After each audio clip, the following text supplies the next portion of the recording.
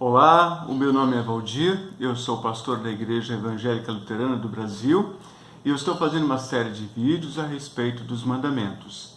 Neste vídeo de hoje eu quero conversar com vocês a respeito do sexto mandamento.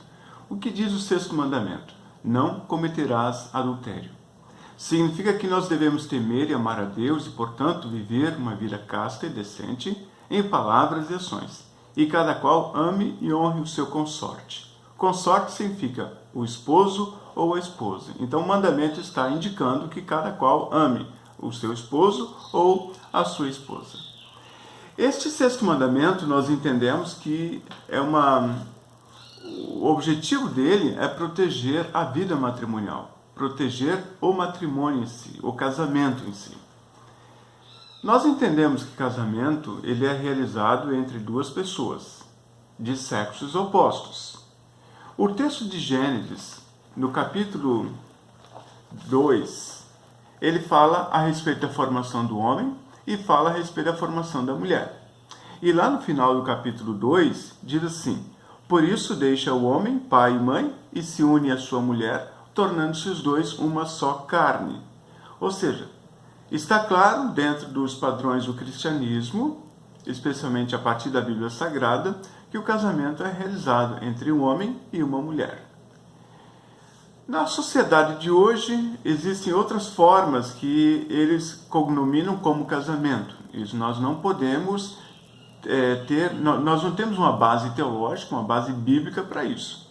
Ou seja, isso são coisas que as pessoas estão fazendo, a sociedade está aceitando, a sociedade em geral está aceitando as relações entre homens ou a relação entre as mulheres, mas não tem base bíblica. O padrão divino para o casamento, o padrão de Deus para a vida matrimonial é entre o homem e uma mulher. É assim que nós encaramos o casamento. O casamento ele é para ser durado a vida inteira. É por isso também que existe um período de namoro, um período de noivado, para que as pessoas então, depois, quando se casarem, tomarem essa decisão do casamento, que seja para toda a vida. Mas vocês vão me perguntar, e por que então existe a questão do divórcio? O divórcio não deveria existir. Entretanto, Jesus mesmo disse em Mateus que há uma possibilidade de divórcio no caso de relações sexuais ilícitas. Diz assim: eu, porém, vos digo, quem repudiar sua mulher, não sendo por causa de relações sexuais ilícitas, e casar com outro, comete adultério. Ou seja, no momento em que se comete adultério, que é adultério, na verdade, é romper com o vínculo matrimonial. Quando o homem deixa a sua casa e procura uma outra mulher, ou a mulher deixa a sua casa, deixa o seu marido e procura um outro homem, então, neste caso, existe adultério. Entretanto, também podemos entender que o adultério não acontece somente no caso de pessoas casadas. Se os jovens estão no namoro fixo e, de repente, lá pelas tantas, eles preferem ter uma outra relação paralela, isso também é adultério. Também é adultério. Então, como é que nós encaramos esse mandamento? Que o matrimônio que é abençoado por Deus, ele deve ser respeitado pela sociedade, respeitado pelas pessoas. Mas o mandamento diz um pouco mais. Ele diz que nós devemos viver uma vida casta e decente em palavras e ações. Ou seja, tudo aquilo que nós falarmos que seja indecente e que envolve a sexualidade, falarmos ou através dos nossos gestos também, isso não tem base nesse sexto mandamento. Portanto, o sexto mandamento quer proteger essa decência e esta ordem em relação às pessoas.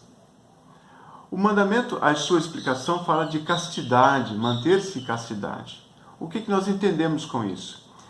Que os jovens, por exemplo, quando estão no seu período de namoro, que eles aguardem o casamento para terem a sua relação sexual. Caso contrário, estariam, desta forma, não respeitando este sexto mandamento. Quando Deus disse que deixa o homem pai e mãe e une-se a sua mulher, tornando-se os dois uma só carne, para nós entendemos que a relação sexual ela está dentro da vida matrimonial. Mas como então alguém pode se manter casto ou pode se preservar até o momento do casamento? Primeiro, o uso da palavra de Deus.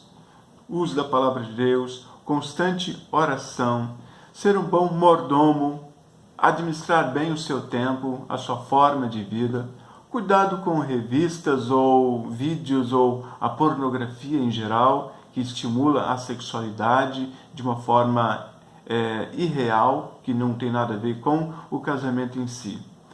Desta forma, então, os jovens eles se manteriam castos e manteriam uma ordem, uma decência até o momento do seu casamento.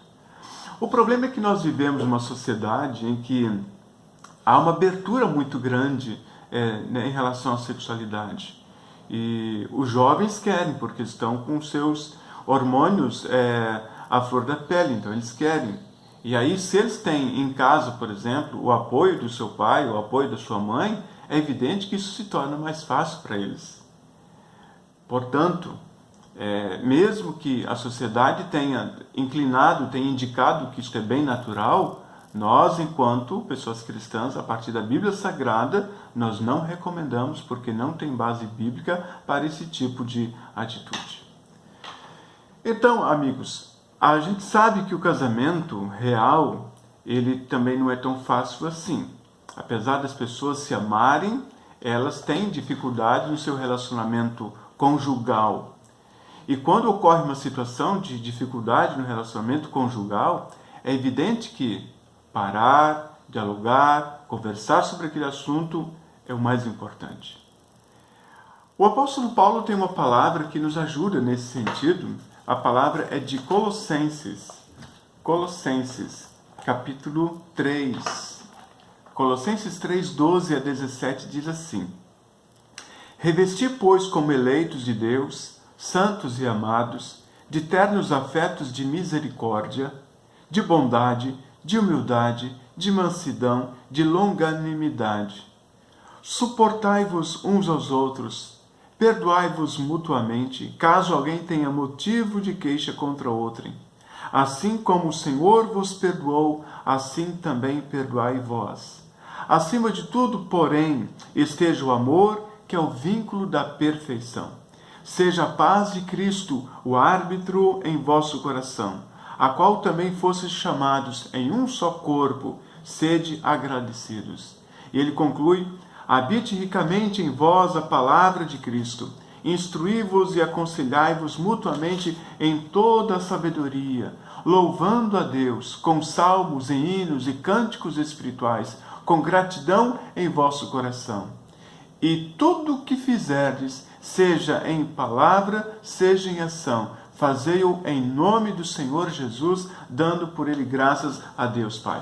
Ou seja, há uma orientação bíblica muito clara para a vida matrimonial.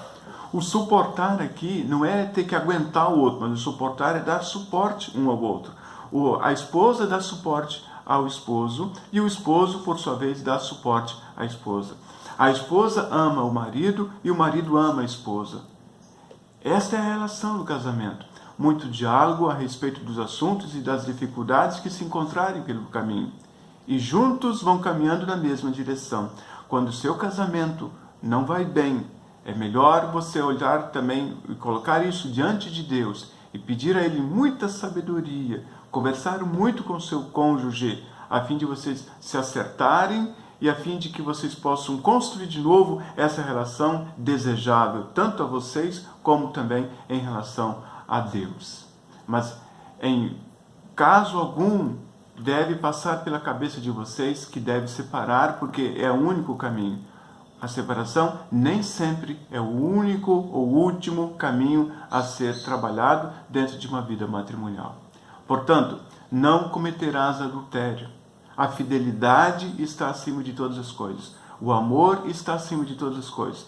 Perdoem-se mutuamente. Não guardem ranço no coração. Não leve isso para o casamento de vocês. Não leve esses ranços para a cama de vocês. Mas guardem, amem, perdoem e que habite ricamente a graça de Cristo na vida de vocês. Não cometerás adultério. Devemos temer e amar a Deus e viver uma vida casta e decente em palavras e ações. E cada qual ame o seu esposo ou a sua esposa. Que Deus abençoe a vida matrimonial sua. Que Deus abençoe você, jovem, que está pleiteando também o casamento. Olhe isso com muito carinho. Deus há de abençoar grandemente a todos vocês. Então, esta é uma breve reflexão que eu estou trazendo a partir desse 6º mandamento. Espero ter contribuído também com você. Se você gostou deste vídeo também, pedimos que compartilhe com seus amigos.